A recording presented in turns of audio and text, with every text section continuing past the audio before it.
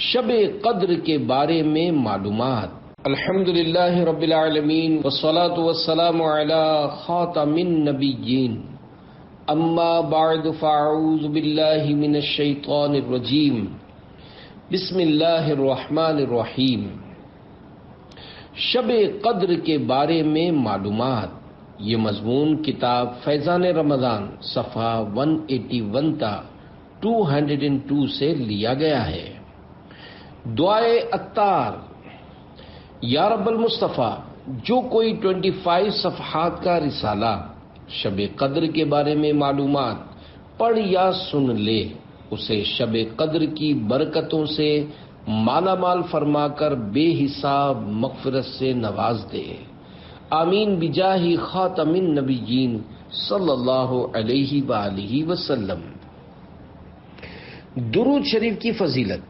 فرمان آخری نبی صلی اللہ علیہ وآلہ وسلم، جس نے مجھ پر دن میں 1000 مرتبہ درود پاک پڑھا، وہ مرے گا نہیں جب تک جنت میں اپنا ٹھکانہ نہ دیکھ لے۔ صلو علی الحبیب صلی اللہ علی محمد۔ لیلۃ القدر کو لیلۃ القدر کیوں کہتے ہیں؟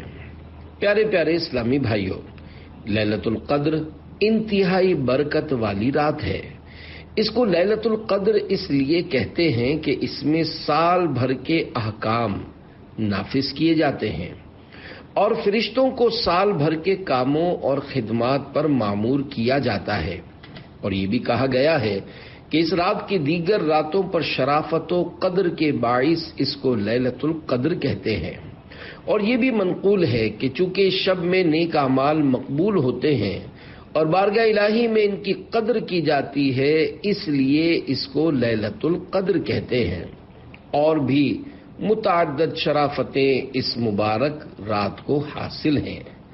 بخاری شریف میں ہے، فرمان مصطفیٰ صلی اللہ علیہ وآلہ وسلم، جس نے لیلۃ القدر میں ایمان اور اخلاص کے ساتھ قیام کیا، یعنی نماز پڑھی، تو اس کے گزشتہ صغیرہ گناہ معاف کر دیے جائیں گے۔ 83 ایئرز 4 منتھ، 83 سال 4 ماہ کی عبادت سے زیادہ ثواب۔ اس مقدس رات کو ہرگز غفلت میں نہیں گزارنا چاہیے۔ اس رات عبادت کرنے والے کو 1000 ماہ یعنی 83 سال 4 یعنی 4 ماہ سے بھی زیادہ عبادت کا ثواب عطا کیا جاتا ہے۔ اور اس زیادہ کا علم اللہ پاک جانے یا اس کے بتائے سے اس کے پیارے حبیب صلی اللہ علیہ وآلہ وسلم جانے کہ کتنا ہے۔ اس رات میں حضرت جبریل علیہ السلام اور فرشتے نازل ہوتے ہیں اور پھر عبادت کرنے والوں کے ساتھ مصافحہ کرتے ہیں۔ اس مبارک شب کا ہر ایک لمحہ سلامتی ہی سلامتی ہے، اور یہ سلامتی صبح صادق تک برقرار رہتی ہے۔ یہ اللہ پاک کا خاص الخاص کرم ہے کہ یہ عظیم رات صرف اپنے پیارے حبیب صلی اللہ علیہ وآلہ وسلم کو اور آپ کے صدقے میں آپ کی امت کو عطا کی گئی ہے۔ اللہ پاک قرآن مجید میں ارشاد فرماتا ہے، بسم اللہ الرحمن الرحیم، انا انزلناہ فی لیلۃ القدر وما ادراک ما لیلۃ القدر لیلۃ القدر خیر من الف شہر تنزل الملائکۃ والروح فیہا بإذن ربہم من کل امر سلام ہی حتی مطلع الفجر۔ ترجمہ کنز ایمان۔ اللہ کے نام سے شروع جو نہایت مہربان رحم والا۔ بے شک ہم نے اسے شب قدر میں اتارا۔ اور تم نے کیا جانا کیا شب قدر؟ شب قدر 1000 مہینوں سے بہتر۔ اس میں فرشتے اور جبریل اترتے ہیں اپنے رب کے حکم سے۔ ہر کام کے لیے وہ سلامتی ہے صبح چمکنے تک۔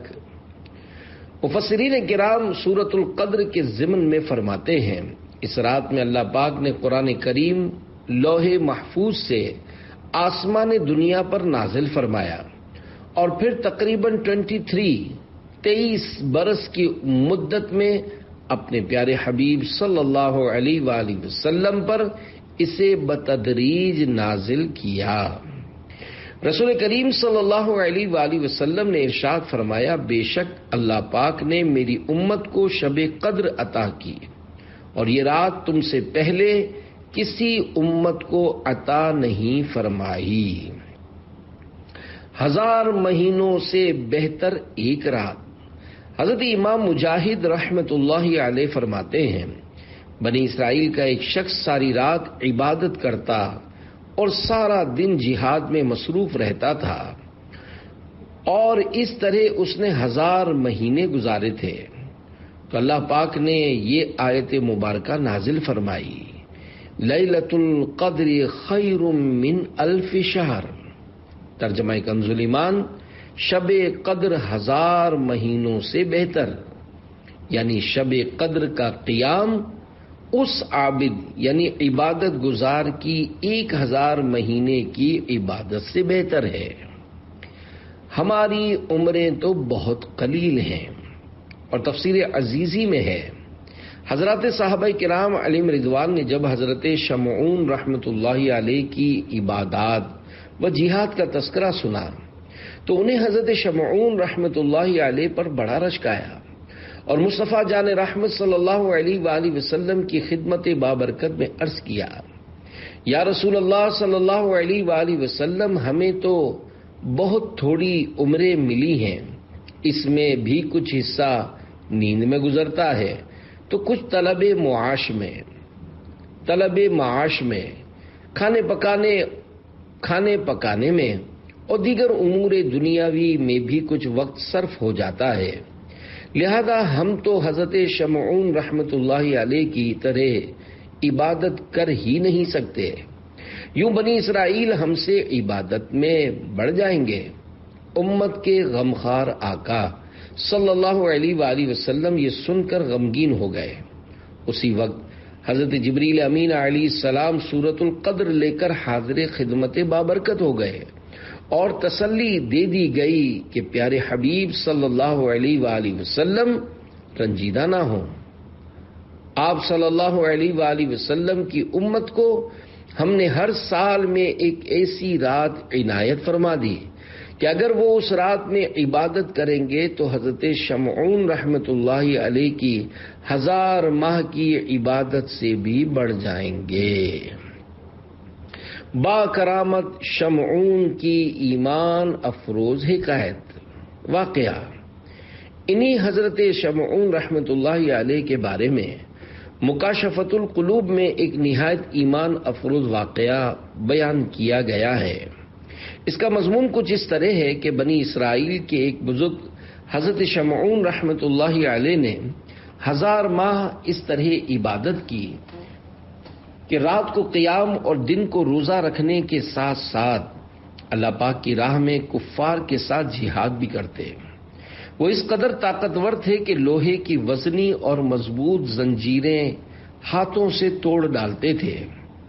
کفار ناہنجار نے جب دیکھا کہ حضرت شمعون رحمت اللہ علیہ پر کوئی بھی حربہ کارگر نہیں ہوتا تو باہم مشورہ کرنے کے بعد مال و دولت کا لالچ دے کر آپ رحمت اللہ علیہ کی زوجہ کو اس بات پر آمادہ کر لیا کہ وہ کسی رات نیند کی حالت میں پائے تو انہیں مضبوط رسیوں سے باندھ کر ان کے حوالے کر دے۔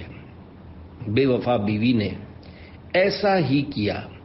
جب آپ رحمت اللہ علیہ بیدار ہوئے اور اپنے آپ کو رسیوں سے بندھا ہوا پایا تو فوراً اپنے اعضاء کو حرکت دی، دیکھتے ہی دیکھتے رسیاں ٹوٹ گئیں اور آپ رحمت اللہ علیہ آزاد ہو گئے۔ پھر اپنی بیوی سے استفسار کیا، مجھے کس نے باندھ دیا تھا؟ بے وفا بیوی نے جھوٹ موٹ کہہ دیا کہ میں نے تو آپ کی طاقت کا اندازہ کرنے کے لیے ایسا کیا تھا۔ بات رفع دفع ہو گئی۔ بے وفا بیوی موقع کی طاق میں رہی۔ ایک بار پھر جب نیند کا غلبہ ہوا تو ظالمہ نے آپ رحمت اللہ علیہ کو لوہے کی زنجیروں میں اچھی طرح جکڑ دیا۔ جو ہی آنکھ کھلی، آپ رحمت اللہ علیہ نے ایک ہی جھٹکے میں زنجیر کی ایک ایک کڑی الگ کر دی اور آزاد ہو گئے۔ بیوی یہ دیکھ کر سٹ پٹا گئی، مگر پھر مکاری سے کام لیتے ہوئے وہی بات دہرائی کہ میں تو آپ رحمت اللہ علیہ کو آزما رہی تھی۔ دوران گفتگو حضرت شمعون رحمت اللہ علیہ نے اپنی بیوی کے آگے اپنا راز افشا یعنی ظاہر کرتے ہوئے فرمایا، مجھ پر اللہ پاک کا بڑا کرم ہے، اس نے مجھے اپنی ولایت کا شرف عنایت فرمایا ہے۔ مجھ پر دنیا کی کوئی چیز اثر نہیں کر سکتی مگر میرے سر کے بال۔ چالاک عورت ساری بات سمجھ گئی۔ اسے دنیا کی محبت نے اندھا کر دیا تھا۔ آخر ایک بار موقع پا کر اس نے آپ رحمت اللہ علیہ ہی کے ان 8 گیسوؤں یعنی زلفوں سے باندھ دیا جن کی درازی زمین تک تھی۔ یہ اگلی امت کے بزرگ تھے۔ ہمارے آقا صلی اللہ علیہ وآلہ وسلم کی سنت گیسو آدھے کان، پورے کان اور مبارک کندھوں تک ہے۔ کندھوں سے نیچے تک مرد کو بال بڑھانا حرام ہے۔ آپ رحمت اللہ علیہ نے آنکھ کھلنے پر زور لگایا مگر آزاد نہ ہو سکے۔ دنیا کی دولت کے نشے میں بدمست بے وفا عورت نے اپنے نیک و پارسا شوہر کو دشمنوں کے حوالے کر دیا۔ کفار بد اتوار نے حضرت شمعون رحمت اللہ علیہ کو ایک ستون سے باندھ دیا اور انتہائی بے دردی کے ساتھ ان کے ہونٹ اور کان کاٹ ڈالے۔ تب اس نیک بندے نے اللہ پاک کی بارگاہ میں دعا کی کہ اسے ان بندھنوں کو توڑنے کی قوت بخشے اور ان کافروں پر یہ ستون مع چھت گرا دے اور اسے ان سے نجات دے دے۔ چنانچہ اللہ پاک نے ان کو قوت بخشی، وہ ہلے تو ان کے تمام بندھن ٹوٹ گئے۔ تب انہوں نے ستون کو ہلایا جس کی وجہ سے چھت کافروں پر آ گری اور وہ سب ہلاک ہو گئے اور اس نیک بندے کو اللہ پاک نے نجات بخشی۔ ہمیں قدر کہاں۔ پیارے پیارے اسلامی بھائیوں، دیکھا اپنے اللہ پاک اپنے محبوب صلی اللہ علیہ وآلہ وسلم کی امت پر کس قدر مہربان ہے اور اس نے ہم پر کیسا عظیم الشان احسان فرمایا کہ اگر شب قدر میں عبادت کر لیں تو 1000 ماہ سے بھی زیادہ کی عبادت کا ثواب پا لیں، مگر ہمیں شب قدر کی قدر کہاں۔ ایک صحابہ کرام علیہم رضوان بھی تو تھے کہ جن کی حسرت سے ہم سب کو اتنا بڑا انعام بغیر کسی خواہش کے مل گیا۔ بے شک انہوں نے اس کی قدر بھی کی، مگر افسوس ہم ناقدرے ہی رہے۔ ہر سال ملنے والے اس عظیم الشان انعام کو ہم غفلت کی نظر کر دیتے ہیں۔ نیک اعمال کے رسالے کی برکت۔ پیارے پیارے اسلامی بھائیوں، شب قدر کی دل میں عظمت بڑھانے کے لیے عاشقان رسول کی دینی تحریک دعوت اسلامی کے دینی ماحول سے ہردم وابستہ رہی ہے۔ مسلمانوں کو نیک نمازی بنانے کے تعلق سے اسلامی بھائیوں کے لیے 72، اسلامی بہنوں کے لیے 63 اور طلبہ علم دین کے لیے 92، دینی طالبات کے لیے 83، مدنی منوں اور منیوں کے لیے 40، خصوصی یعنی گونگے، بہرے اور نابینا اسلامی بھائیوں کے لیے 25 اور قیدیوں کے لیے 52 نیک اعمال بصورت سوالات مرتب کیے گئے ہیں۔ جائزہ یعنی اپنے اعمال کا محاسبہ کرتے ہوئے روزانہ نیک اعمال کا رسالہ پر کر کے دعوت اسلامی کے مقامی ذمہ دار کو ہر مہینے کی پہلی تاریخ کو جمع کروانا ہوتا ہے۔ نیک اعمال کے رسالے نے نہ جانے کتنے ہی اسلامی بھائیوں اور اسلامی بہنوں کی زندگیوں میں مدنی انقلاب برپا کر دیا ہے۔ اس کی ایک جھلک ملاحظہ ہو۔ یوں کراچی کے ایک اسلامی بھائی کا کچھ اس طرح بیان ہے۔ علاقے کی مسجد کے امام صاحب جو کہ دعوت اسلامی سے وابستہ ہیں، انہوں نے انفرادی کوشش کرتے ہوئے میرے بڑے بھائی جان کو نیک اعمال کا ایک رسالہ تحفے میں دیا۔ وہ گھر لے آئے اور پڑھا تو حیران رہ گئے کہ اس مختصر سے رسالے میں ایک مسلمان کو اسلامی زندگی گزارنے کا اتنا زبردست فارمولہ دے دیا گیا ہے۔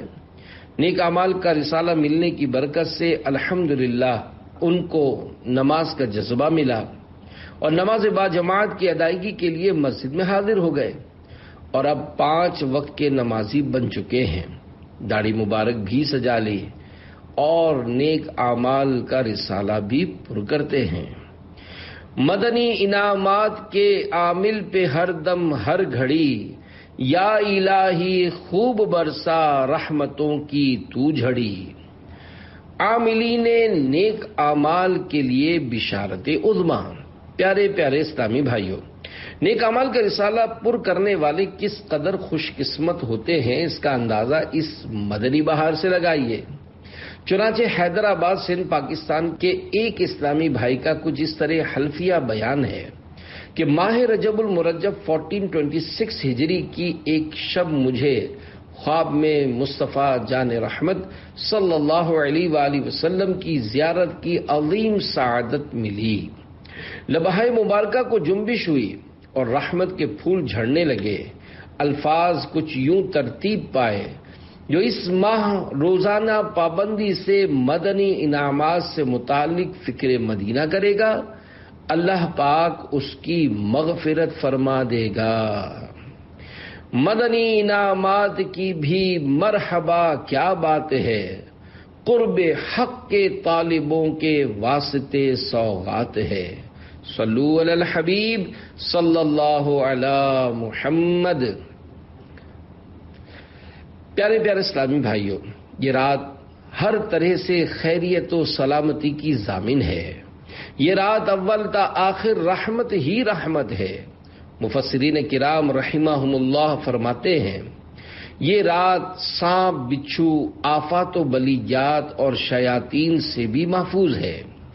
اس رات میں سلامتی ہی سلامتی ہے۔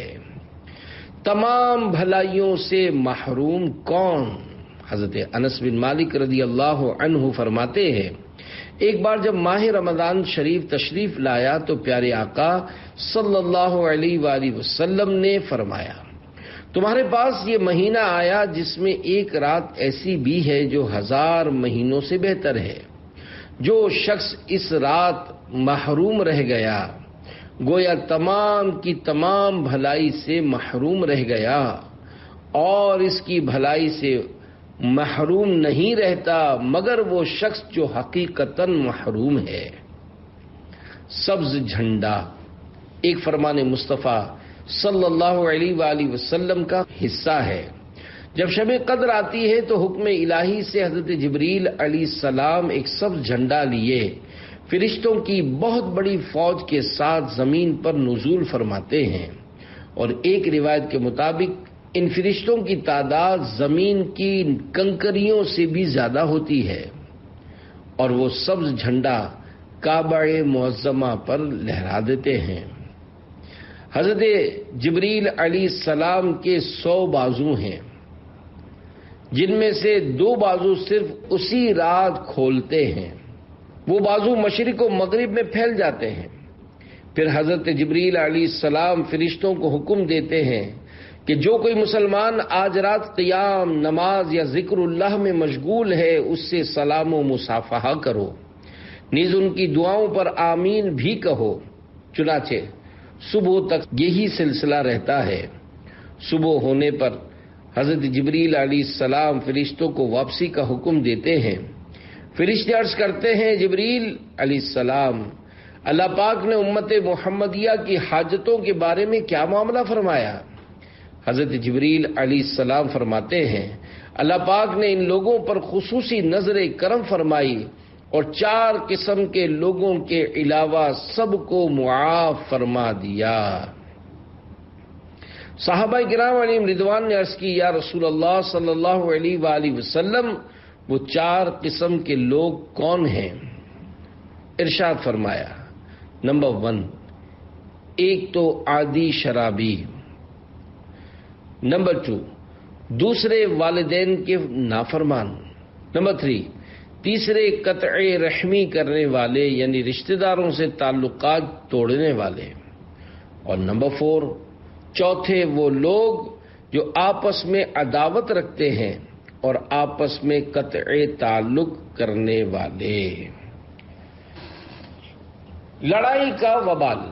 حضرت عبادہ بن صامت رضی اللہ عنہ سے روایت ہے کہ پیارے پیارے آقا مکی مدنی مصطفیٰ صلی اللہ علیہ وآلہ وسلم باہر تشریف لائے تاکہ ہم کو شب قدر کے بارے میں بتائیں کہ کس رات میں ہے۔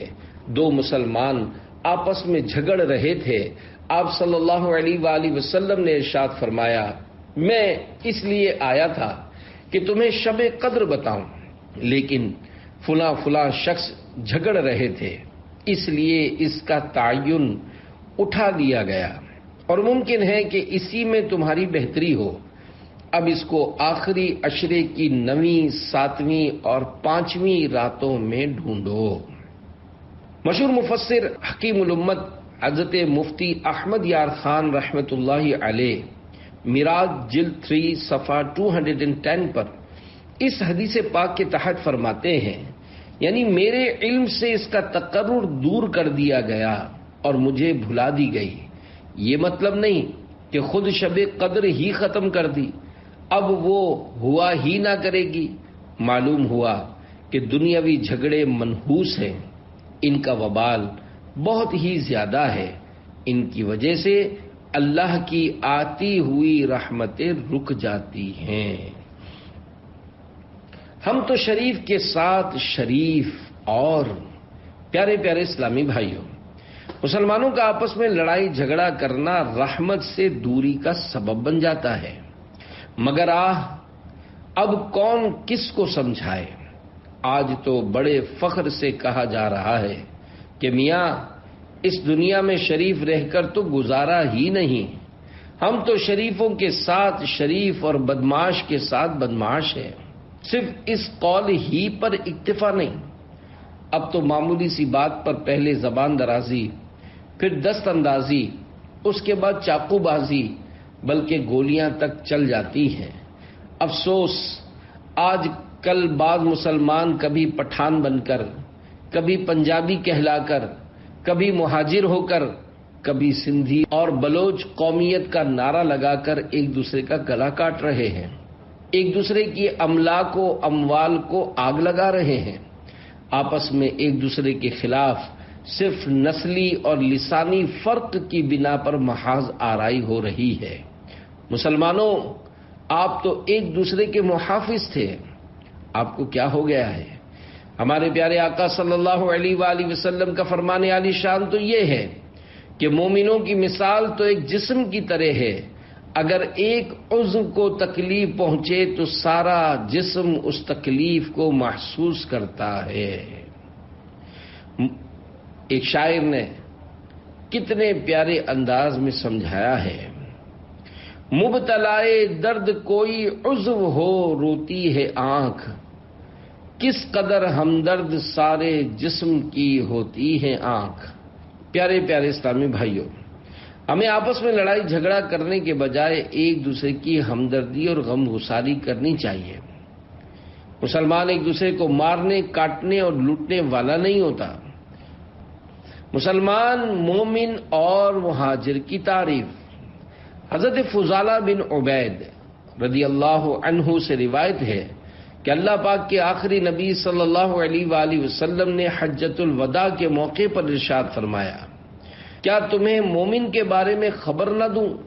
پھر ارشاد فرمایا، مومن وہ ہے جس سے دوسرے مسلمان اپنی جان اور اپنے اموال سے بے خوف ہوں، اور مسلمان وہ ہے جس کی زبان اور ہاتھ سے دوسرے مسلمان محفوظ رہیں، اور مجاہد وہ ہے جس نے اطاعت خدا بندی کے معاملے میں اپنے نفس کے ساتھ جہاد کیا، اور مہاجر وہ ہے جس نے خطا اور گناہوں سے علیحدگی اختیار کی۔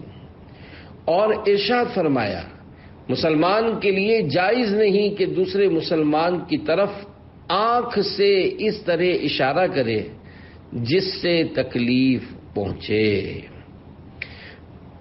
ایک مقام پر ارشاد فرمایا کسی مسلمان کو جائز نہیں کہ وہ کسی مسلمان کو خوف زدہ کرے۔ طریق مصطفیٰ کو چھوڑنا ہے وجہ بربادی، اسی سے قوم دنیا میں ہوئی بے اقتدار اپنی، نا قابل برداشت خارش۔ حضرت مجاہد رحمت اللہ علیہ فرماتے ہیں دوزخیوں کو ایسی خارش میں مبتلا کر دیا جائے گا کہ کھجاتے کھجاتے ان کی کھال ادھڑ جائے گی، یہاں تک کہ ان میں سے کسی کی ہڈیاں ظاہر ہو جائیں گی۔ پھر ندا سنائی دے گی، اے فلاں کیا اس سے تکلیف ہو رہی ہے؟ وہ کہے گا ہاں۔ تب انہیں بتایا جائے گا دنیا میں جو تم مسلمانوں کو ستایا کرتے تھے یہ اس کی سزا ہے۔ تکلیف دور کرنے کا ثواب۔ رسول کریم صلی اللہ علیہ وآلہ وسلم کا فرمان ہے میں نے ایک شخص کو جنت میں گھومتے ہوئے دیکھا کہ جدھر چاہتا ہے نکل جاتا ہے، کیونکہ اس نے اس دنیا میں ایک ایسے درخت کو راستے سے کاٹ دیا تھا جو کہ لوگوں کو تکلیف دیتا تھا، ایسے درخت کو راستے سے کاٹ دیا تھا جو کہ لوگوں کو تکلیف دیتا تھا۔ لڑنا ہے تو نفس کے ساتھ لڑو۔ پیارے پیارے اسلامی بھائیوں، ان احادیث مبارکہ سے درس حاصل کیجیے اور آپس میں لڑائی جھگڑا اور لوٹ مار سے پرہیز کیجیے۔ اگر لڑنا ہی ہے تو مردود شیطان سے لڑیے، بلکہ ضرور لڑیے، نفس امارہ سے لڑائی کیجیے، مگر آپس میں بھائی بھائی بن کر رہیے۔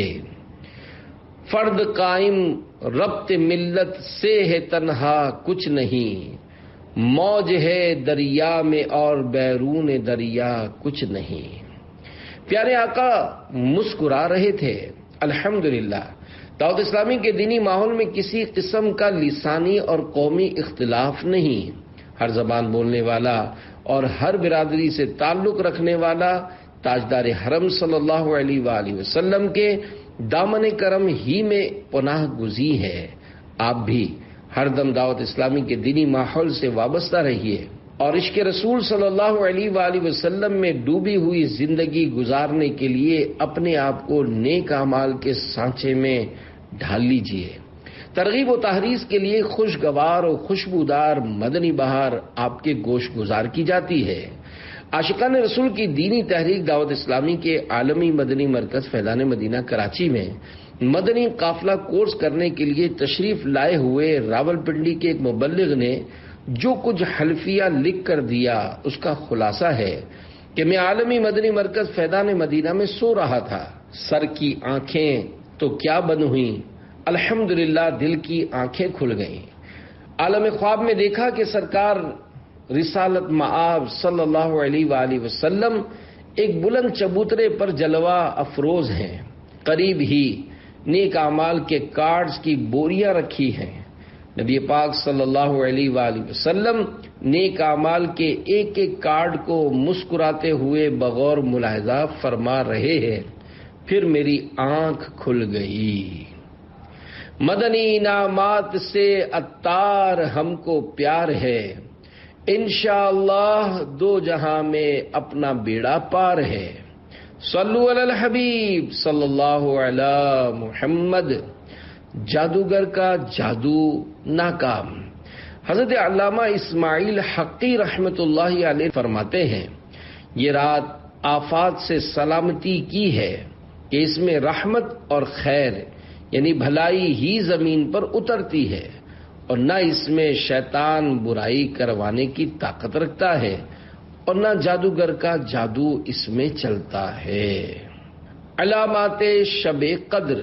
حضرت عبادہ بن صامت رضی اللہ عنہ نے بارگاہ رسالت میں شب قدر کے بارے میں سوال کیا تو پیارے آقا صلی اللہ علیہ وآلہ وسلم نے ارشاد فرمایا شب قدر رمضان مبارک کے آخری عشرے کی طاق راتوں یعنی 21ویں، 23ویں، 25ویں، 27ویں یا 29ویں شب میں تلاش کرو، تو جو کوئی ایمان کے ساتھ بنیت ثواب اس مبارک رات میں عبادت کرے اس کے اگلے پچھلے گناہ بخش دیے جاتے ہیں۔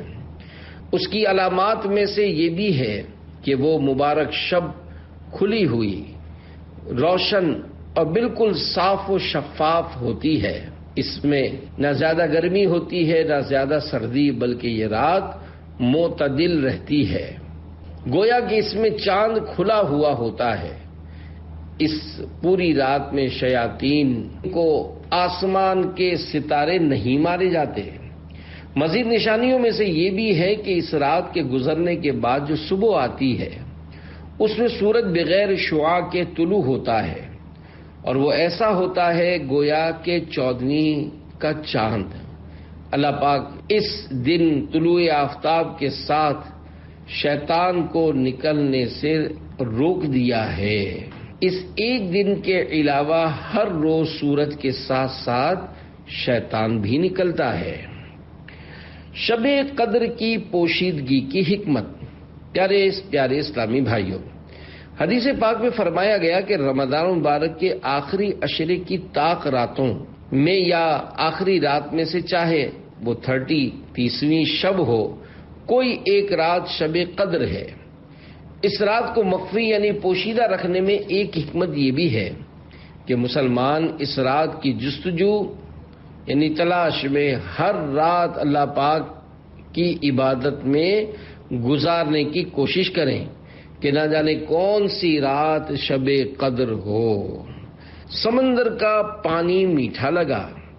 حکایت، حضرت عثمان بن ابی العاص رضی اللہ عنہ کے غلام نے ان سے عرض کی، اے آقا رضی اللہ عنہ، مجھے کشتی بانی کرتے ہوئے ایک عرصہ گزرا، میں نے سمندر کے پانی میں ایک ایسی عجیب بات محسوس کی۔ پوچھا وہ عجیب بات کیا ہے؟ عرض کی، اے میرے آقا رضی اللہ عنہ، ہر سال کی ایک ایسی رات بھی آتی ہے کہ جس میں سمندر کا پانی میٹھا ہو جاتا ہے۔ آپ رضی اللہ عنہ نے غلام سے فرمایا، اس بار خیال رکھنا، جیسے ہی رات میں پانی میٹھا ہو جائے مجھے مطلع کرنا۔ جب رمضان کی 27ویں رات آئی تو غلام نے آقا سے عرض کی کہ آقا، آج سمندر کا پانی میٹھا ہو چکا ہے۔ اللہ رب العزت کی ان پر رحمت ہو اور ان کے صدقے ہماری بے حساب مغفرت ہو، آمین بجاہ خاتم النبیین صلی اللہ علیہ وآلہ وسلم۔ صلو علی الحبیب صلی اللہ علی محمد۔ ہمیں علامات کیوں نظر نہیں آتی؟ پیارے اسلامی بھائیوں، شب قدر کی متعدد علامات کا ذکر گزرا۔ ہمارے ذہن میں یہ سوال ابھر سکتا ہے کہ ہماری عمر کے کافی سال گزرے، ہر سال شب قدر آتی اور تشریف لے جاتی ہے، مگر ہمیں تو اب تک اس کی علامات نظر نہیں آئیں۔ اس کے جواب میں علماء کرام رحمہم اللہ فرماتے ہیں، ان باتوں کا تعلق کشف و کرامت سے ہے، انہیں عام آدمی نہیں دیکھ سکتا، صرف وہی دیکھ سکتا ہے جس کو بصیرت یعنی قلبی نظر کی نعمت حاصل ہو۔ ہر وقت معصیت کی نجاست میں لت پت رہنے والا گناہگار انسان ان نظاروں کو کیسے دیکھ سکتا ہے؟ آنکھ والا تیرے جوبن کا تماشا دیکھے، دیدہ کور کو کیا آئے نظر کیا دیکھے۔ طاق راتوں میں ڈھونڈو۔ ام المومنین حضرت عائشہ صدیقہ رضی اللہ عنہا سے روایت ہے، اللہ کے رسول صلی اللہ علیہ وآلہ وسلم نے ارشاد فرمایا، شب قدر رمضان مبارک کے آخری عشرے کی طاق راتوں یعنی 21ویں، 23ویں، 25ویں، 27ویں اور 29ویں راتوں میں تلاش کرو، آخری 7 راتوں میں تلاش کرو۔ حضرت عبداللہ ابن عمر رضی اللہ عنہما روایت کرتے ہیں، نبی کریم صلی اللہ علیہ وآلہ وسلم کے بعض صحابہ کرام علیہم رضوان کو خواب میں آخری 7 راتوں میں شب قدر دکھائی گئی۔ پیارے آقا صلی اللہ علیہ وآلہ وسلم نے ارشاد فرمایا، میں دیکھتا ہوں کہ تمہارے خواب آخری 7 راتوں میں متفق ہو گئے ہیں، اس لیے اس کا تلاش کرنے والا اسے آخری 7 راتوں میں تلاش کرے۔ لیلۃ القدر پوشیدہ کیوں؟ پیارے پیارے اسلامی بھائیوں، اللہ پاک کی سنت کریمہ ہے کہ اس نے بعض اہم ترین معاملات کو اپنی مشیت سے بندوں میں پوشیدہ رکھا ہے۔ جیسا کہ منقول ہے، اللہ نے اپنی رضا کو نیکیوں میں، اپنی ناراضی کو گناہوں میں، اور اپنے اولیاء رحمت اللہ علیہم کو اپنے بندوں میں پوشیدہ رکھا ہے۔ اس کا خلاصہ ہے کہ بندہ چھوٹی سمجھ کر کوئی نیکی نہ چھوڑے، کیونکہ وہ نہیں جانتا کہ اللہ پاک کس نیکی پر راضی ہوگا۔ ہو سکتا ہے بظاہر چھوٹی نظر آنے والی نیکی ہی سے اللہ پاک راضی ہو جائے۔ مثلا قیامت کے روز ایک گناہگار شخص صرف اس نیکی کے عوض بخش دیا جائے گا کہ اس نے ایک پیاسے کتے کو دنیا میں پانی پلایا تھا۔ اسی طرح اپنی ناراضی کو گناہوں میں پوشیدہ رکھنے کی حکمت یہ ہے کہ بندہ کسی گناہ کو چھوٹا تصور کر کے کرنا بیٹھے، بس ہر گناہ سے بچتا رہے، کیونکہ وہ نہیں جانتا کہ اللہ پاک کس گناہ سے ناراض ہو جائے۔ اسی طرح اولیاء رحمت اللہ علیہم کو بندوں میں اس لیے پوشیدہ رکھا ہے کہ انسان ہر نیک متقی پابند شرع مسلمان کی رعایت و تعظیم بجا لائے، کیونکہ ہو سکتا ہے کہ وہ ولی اللہ ہو۔ جب ہم نیک لوگوں کی دل سے تعظیم کیا کریں گے، بدگمانی سے بچتے رہیں گے، اور ہر مسلمان کو اپنے سے اچھا تصور کرنے لگیں گے، تو ہمارا معاشرہ بھی صحیح ہو جائے گا، اور انشاءاللہ ہماری عاقبت بھی سنور جائے گی۔ حکمتوں کے مدنی پھول۔ امام فخر الدین رازی رحمت اللہ علیہ تفسیر کبیر میں فرماتے ہیں، اللہ پاک نے شب قدر کو چند وجوہ کی بنا پر پوشیدہ رکھا ہے۔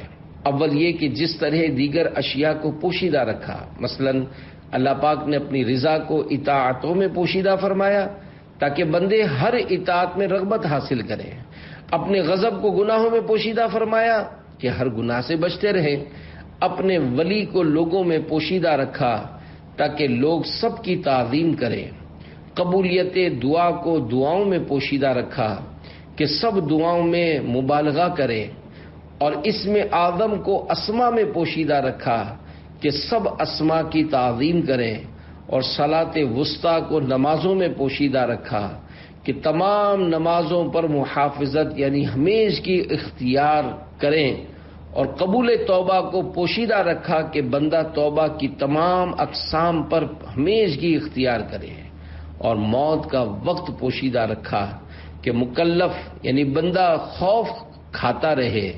اسی طرح شب قدر کو بھی پوشیدہ رکھا کہ رمضان مبارک کی تمام راتوں کی تعظیم کرے۔ دوسرے یہ کہ گویا اللہ پاک ارشاد فرماتا ہے، اگر میں شب قدر کو معین یعنی فکس کر کے تجھ پر ظاہر فرما دیتا، اور یہ کہ میں گناہ پر تیری جرت سے بھی جانتا ہوں، تو اگر کبھی شہوت تجھے اس رات میں معصیت کے کنارے لا چھوڑتی اور تو گناہ میں مبتلا ہو جاتا، تو تیرا اس رات کو جاننے کے باوجود گناہ کرنا لا علمی کے ساتھ گناہ کرنے سے بڑھ کر سخت ہوتا، پس اس وجہ سے میں نے اسے پوشیدہ رکھا۔ تیسرے یہ کہ میں نے اس رات کو پوشیدہ رکھا تاکہ بندہ اس کی طلب میں محنت کرے اور اس محنت کا ثواب کمائے۔ چوتھے یہ کہ جب بندے کو شب قدر کا تعین حاصل نہ ہوگا تو رمضان مبارک کی ہر رات میں اللہ کی اطاعت میں کوشش کرے گا، اس امید پر کہ ہو سکتا ہے کہ یہی رات شب قدر ہو۔ سال میں کوئی سی بھی رات شب قدر ہو سکتی ہے۔ شب قدر کے تعین میں علماء کرام رحمت اللہ علیہم کا کافی اختلاف پایا جاتا ہے، یہاں تک کہ بعض بزرگوں کے نزدیک شب قدر پورے سال میں پھرتی رہتی ہے۔ مثلا فقیہ الامہ حضرت عبداللہ ابن مسعود رضی اللہ عنہ کا فرمان ہے، شب قدر وہی شخص پا سکتا ہے جو پورے سال کی راتوں پر توجہ رکھے۔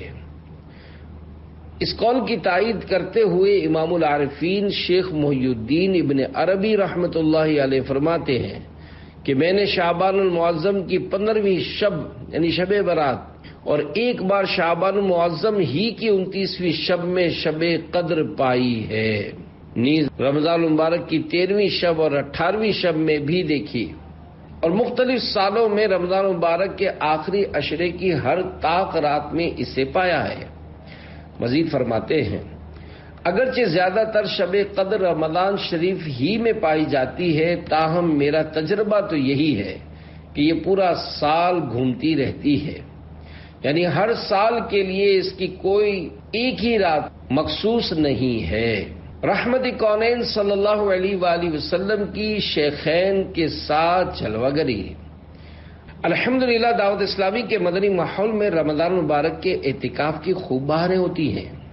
دنیا کے مختلف مقامات پر اسلامی بھائی مساجد میں اور اسلامی بہنیں مسجد بیعت میں اعتکاف کی سعادت حاصل کرتے اور خوب جلوے سمیٹتے ہیں۔ ترغیب کے لیے ایک مدنی بہار آپ کے گوش گزار کی جاتی ہے۔ تحصیل لیاقت پور، ضلع رحیم یار خان، پنجاب، پاکستان کے ایک اسلامی بھائی کے بیان کا لب لباب ہے۔ میں فلموں کا ایسا رسیہ تھا کہ ہمارے گاؤں کی سی ڈیز کی دکان کی تقریباً آدھی سی ڈیز دیکھ چکا تھا۔ الحمدللہ مجھے طلبانی گاؤں کی مدنی مسجد میں آخری عشرہ رمضان مبارک 1422 سن ہجری 1422 ہجری 2001 سن عیسوی کے اعتکاف کی سعادت نصیب ہو گئی۔ دعوت اسلامی کے عاشقان رسول کی صحبت کی برکتوں کے کیا کہنے۔ 27 رمضان مبارک کا ناقابل فراموش ایمان افروز واقعہ تحدیث نعمت کے لیے عرض کرتا ہوں۔ شب بھر بیدار رہ کر میں نے خوب رو رو کر سرکار نامدار صلی اللہ علیہ وآلہ وسلم سے دیدار کی بھیک مانگی۔ الحمدللہ صبح دم مجھ پر باب کرم کھل گیا۔ میں نے عالم غنودگی میں اپنے آپ کو کسی مسجد کے اندر پایا۔ اتنے میں کسی نے اعلان کیا سرکار مدینہ صلی اللہ علیہ وآلہ وسلم تشریف لائیں گے اور نماز کی امامت فرمائیں گے۔ کچھ ہی دیر میں رحمت کونین، سلطان دارین، نانائے حسنین، ہم دکھیا دلوں کے چین، ماں شیخین کریمین صلی اللہ علیہ وآلہ وسلم رضی اللہ عنہما جلوہ نما ہو گئے اور میری آنکھ کھل گئی۔ صرف ایک جھلک نظر آئی اور وہ حسین جلوہ نگاہوں سے اوجھل ہو گیا۔ اس پر دل ایک دم بھر آیا اور آنکھوں سے سیل اشک رواں ہو گیا، یہاں تک کہ روتے روتے میری ہچکیاں بن گئیں۔ اے کاش اتنی مدت تک ہو دید مصحف عارض نصیب، حفظ کر لوں ناظرہ پڑھ پڑھ کے قرآن جمال۔ الحمدللہ اس کے بعد میرے دل میں عاشقان رسول کی دینی تحریک دعوت اسلامی کی محبت اور بڑھ گئی، بلکہ میں دعوت اسلامی ہی کا ہو کر رہ گیا۔ گھر سے ترکیب بنا کر میں نے باب المدینہ کراچی کا رخ کیا اور درس نظامی کرنے کے لیے جامعۃ المدینہ میں داخلہ لے لیا۔ یہ بیان دیتے وقت درجہ اولیٰ میں علم دین حاصل کرنے کے ساتھ ساتھ تنظیمی طور پر ایک ذیلی حلقے کے قافلہ ذمہ دار کی حیثیت سے دعوت اسلامی کے دینی کاموں کی دھومیں مچانے کی کوشش کر رہا ہوں۔ جلوے یار کی آرزو ہے اگر، جلوے یار کی آرزو ہے اگر، مدنی ماحول میں کر لو تم اعتکاف، میٹھے آقا کریں گے کرم کی نظر، مدنی ماحول میں کر لو تم اعتکاف۔ صلو علی الحبیب صلی اللہ علی محمد۔ امام اعظم امام شافعی اور صاحبین کے اقوال۔ حضرت امام اعظم ابو حنیفہ رحمۃ اللہ علیہ سے اس بارے میں دو قول منقول ہیں۔ نمبر 1، لیلۃ القدر رمضان المبارک ہی میں ہے، لیکن کوئی رات معین یعنی فکس نہیں۔ نمبر 1، امام اعظم ابو حنیفہ رحمۃ اللہ علیہ کا ایک مشہور قول یہ ہے کہ لیلۃ القدر پورا سال گھومتی رہتی ہے، کبھی ماہ رمضان المبارک میں ہوتی ہے اور کبھی دوسرے مہینوں میں۔ یہی قول حضرت عبداللہ ابن عباس حضرت عبداللہ ابن مسعود اور حضرت اکرمہ رضوان اللہ علیہم اجمعین سے بھی منقول ہے۔ امام شافعی رحمت اللہ علیہ کے نزدیک شب قدر رمضان مبارک کے آخری عشرے میں ہے اور اس کی رات معین یعنی فکس ہے، اس میں قیامت تک تبدیلی نہیں ہوگی۔ امام ابو یوسف اور امام محمد رحمت اللہ علیہما کے نزدیک لیلۃ القدر رمضان مبارک ہی میں ہے، لیکن کوئی رات معین یعنی فکس نہیں، اور ان کا ایک قول یہ ہے کہ رمضان مبارک کی آخری 15 راتوں میں لیلۃ القدر ہوتی ہے۔ شب قدر بدلتی رہتی ہے۔ امام مالک رحمت اللہ علیہ کے نزدیک شب قدر رمضان مبارک کے آخری عشرے کی طاق راتوں میں ہوتی ہے، مگر کوئی ایک رات مخصوص نہیں، ہر سال ان طاق راتوں میں گھومتی رہتی ہے، یعنی کبھی 21ویں شب لیلۃ القدر ہو جاتی ہے تو کبھی 23ویں، کبھی 25ویں تو کبھی 27ویں، اور کبھی کبھی 29ویں شب بھی شب قدر ہو جایا کرتی ہے۔ شیخ ابو الحسن شاذلی رحمت اللہ علیہ اور شب قدر سلسلہ قادریہ شاذلیہ کے عظیم پیشوا حضرت شیخ ابو الحسن شاذلی رحمت اللہ علیہ متوفا 656 ہجری فرماتے ہیں، جب کبھی اتوار یا بدھ کو پہلا روزہ ہوا تو 29ویں شب، اگر پیر کا پہلا روزہ ہوا تو 21ویں شب، اگر پہلا روزہ منگل یا جمعہ کو ہوا تو 27ویں شب، اگر پہلا روزہ جمعرات کو ہوا تو 25ویں شب، اور اگر پہلا روزہ ہفتے کو ہوا تو میں نے 23ویں شب میں شب قدر کو پایا۔ 27ویں رات شب قدر، اگرچہ بزرگان دین اور مفسرین و محدثین رحمت اللہ علیہم کا شب قدر کے تعین میں اختلاف ہے، تاہم بھاری اکثریت کی رائے یہی ہے کہ ہر سال ماہ رمضان مبارک کی 27ویں شب ہی شب قدر ہے۔ سید الانصار سید القرآ حضرت ابی بن کعب رضی اللہ عنہ کے نزدیک 27ویں شب رمضان ہی شب قدر ہے۔ حضرت شاہ عبد العزیز محدث دہلوی رحمت اللہ علیہ بھی فرماتے ہیں کہ شب قدر رمضان شریف کی 27ویں رات ہوتی ہے۔ اپنے بیان کی تائید کے لیے انہوں نے 2 دلائل بیان فرمائے ہیں۔ نمبر 1، لیلۃ القدر میں 9 حروف ہیں اور یہ کلمہ سورۃ القدر میں 3 مرتبہ ہے۔ اس طرح 3 کو 9 سے ضرب دینے سے حاصل ضرب 27 آتا ہے، جو کہ اس بات کی طرف اشارہ کرتا ہے کہ شب قدر 27ویں رات ہے۔ نمبر 2، اس سورہ مبارکہ میں 30 کلمات یعنی 30 الفاظ ہیں۔ 27ویں کلمہ ہیا ہے جس کا مرکز لیلۃ القدر ہے۔ گویا اللہ پاک کی طرف سے نیک لوگوں کے لیے یہ اشارہ ہے کہ رمضان شریف کی 27ویں شب قدر ہوتی ہے۔ گویا شب قدر حاصل کر لی۔ فرمان مصطفیٰ صلی اللہ علیہ وآلہ وسلم، جس نے لا الہ الا اللہ الحلیم الکریم سبحان اللہ رب السماوات السبع و رب العرش العظیم 3 مرتبہ پڑھا تو اس نے گویا شب قدر حاصل کر لی۔ ہو سکے تو ہر رات 3 بار یہ دعا پڑھ لینی چاہیے۔ رضا الہی کے خواہش مندوں، ہو سکے تو سارا ہی سال ہر رات اہتمام کے ساتھ کچھ نہ کچھ نیک عمل کر لینا چاہیے کہ نہ جانے کب شب قدر ہو جائے۔ ہر رات میں 2 فرض نمازیں آتی ہیں، دیگر نمازوں کے ساتھ ساتھ مغرب و عشاء کی نمازوں کی جماعت کا بھی خوب اہتمام ہونا چاہیے کہ اگر شب قدر میں ان دونوں کی جماعت نصیب ہو گئی تو انشاءاللہ بیڑا ہی پار ہے۔ بلکہ اسی طرح 5 نمازوں کے ساتھ ساتھ روزانہ عشاء و فجر کی جماعت کی بھی خصوصیت کے ساتھ عادت ڈال لیجئے۔ 2 فرامین مصطفیٰ صلی اللہ علیہ وآلہ وسلم ملاحظہ ہوں۔ نمبر 1، جس نے عشاء کی نماز باجماعت پڑھی اس نے گویا آدھی رات قیام کیا، اور جس نے فجر کی نماز باجماعت ادا کی، اس نے گویا پوری رات قیام کیا۔ ترجمہ، یعنی اللہ پاک کے سوا کوئی عبادت کے لائق نہیں جو علم و کرم والا ہے۔ اللہ پاک ہے جو ساتوں آسمانوں اور بڑے عرش کا مالک ہے۔ نمبر 2، جس نے عشاء کی نماز با جماعت پڑھی، تحقیق اس نے لیلۃ القدر سے اپنا حصہ حاصل کر لیا۔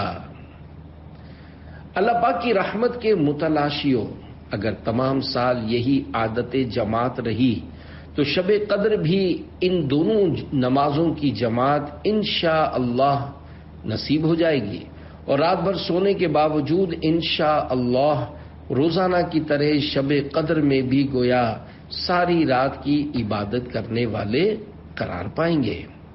شب قدر کی دعا، ام المؤمنین حضرت عائشہ صدیقہ رضی اللہ عنہا روایت فرماتی ہیں، میں نے بارگاہ رسالت صلی اللہ علیہ وآلہ وسلم میں عرض کی، یا رسول اللہ صلی اللہ علیہ وآلہ وسلم، اگر مجھے شب قدر کا علم ہو جائے تو کیا پڑھوں؟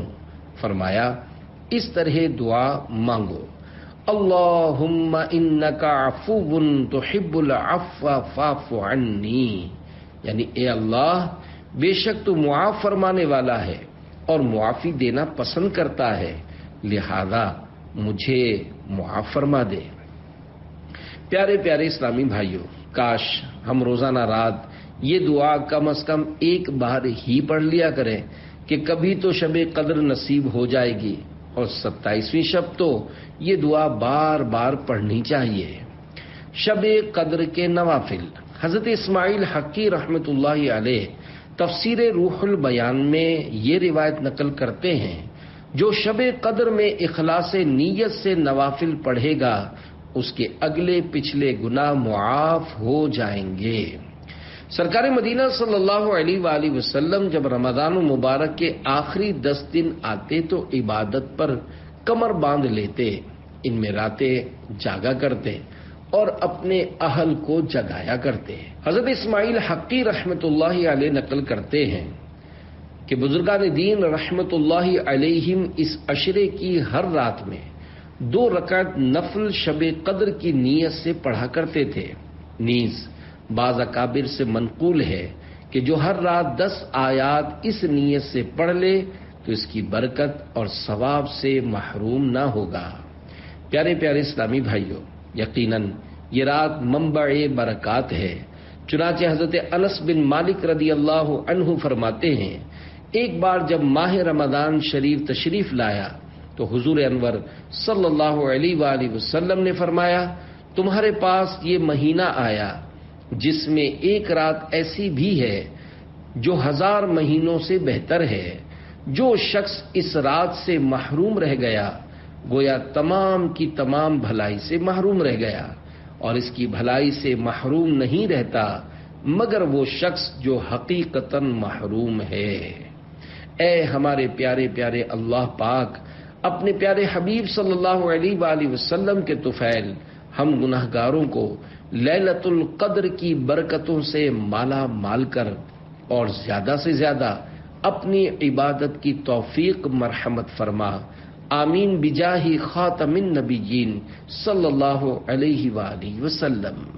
لیلۃ القدر میں مطلع الفجر حق، مانگ کی استقامت پہ لاکھوں سلام۔